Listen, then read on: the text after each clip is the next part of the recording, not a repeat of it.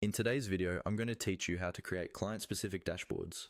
We'll walk through the process step by step, so by the end, you'll know exactly how to set up a dashboard dedicated to a single client, making it easier to track their work, progress, and key metrics in one place.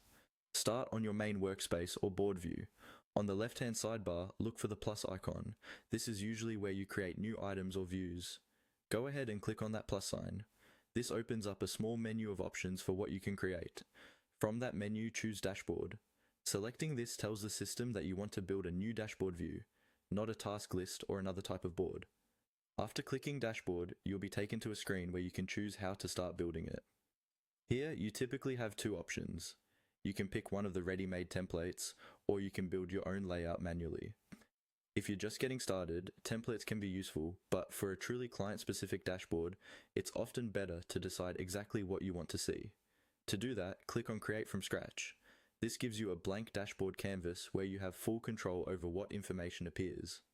Once your blank dashboard opens, look for a button or link that says Add Widget, usually marked with a plus sign.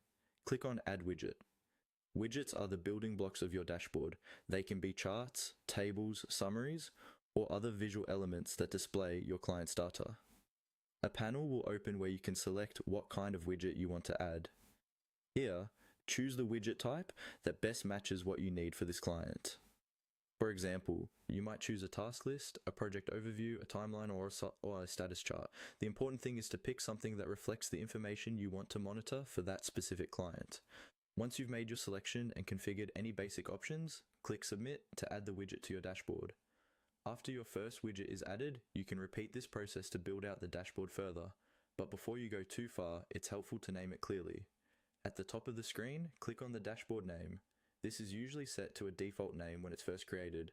Edit this text and rename the dashboard to your client's name. Using the client's name makes it easy to identify and switch between different client dashboards later. And that's it.